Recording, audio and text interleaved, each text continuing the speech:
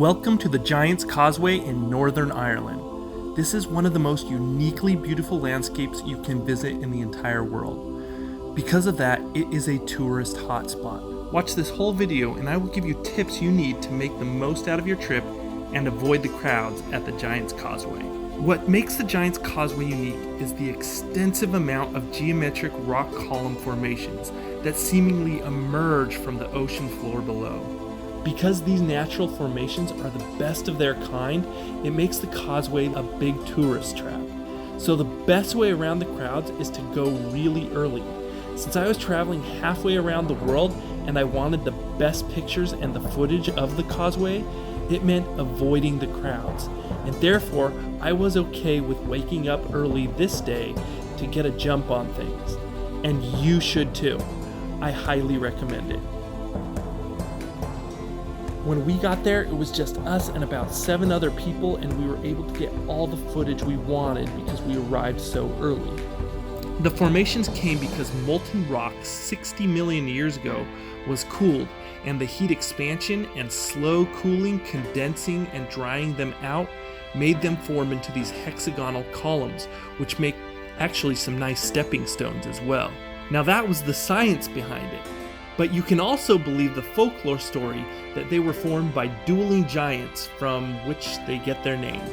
One of the great things about Ireland is their history of folklore, and if you watch my entire Ireland video, then you'll learn where the best places are to listen to folklore. Now the Giant's Causeway Visitor Center and buses open at 9 o'clock, but you may go earlier, and then just take a 15-minute stroll downhill when you get there.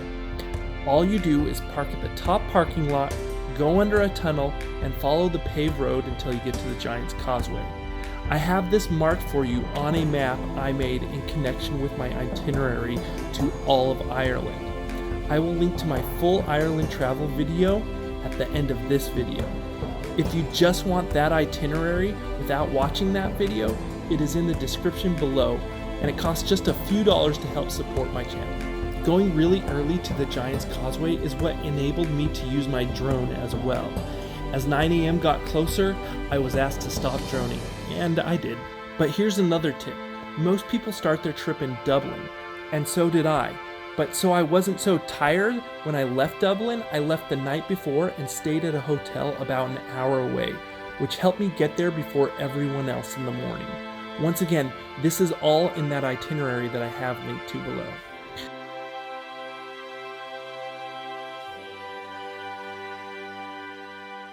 You can kind of even see as we are walking away that a lot more people are going to the causeway as we're leaving. Now, fairly close to the Giant's Causeway is the Carrick-a-rede Bridge, which is a fun little stop since you're nearby anyways. But the bridge alone is not worth the trek to Northern Ireland in my opinion. So, if that's your only reason for coming to Northern Ireland, don't. But do stop by if you're here sightseeing anyway. Also nearby is the Red Door Cafe. Our plans were to visit the Red Door Cafe in the north and its sister restaurant, the Blue Door Cafe, in the south. Our last stop before we left Northern Ireland and stayed in an awesome yet affordable castle was the Dark Hedges. These hedges are great for some pictures. I highly recommend you stop by. Northern Ireland is the most beautifully green landscape I have ever seen, even more than the rest of Ireland. It makes going to Northern Ireland worth it, if for no other reason than to just drive around and take in the beauty. And did you know if you're staying in Northern Ireland, there's a chance you can see the Northern Lights? In my itinerary, I have linked to the websites that will give you the Northern Lights forecast for that night.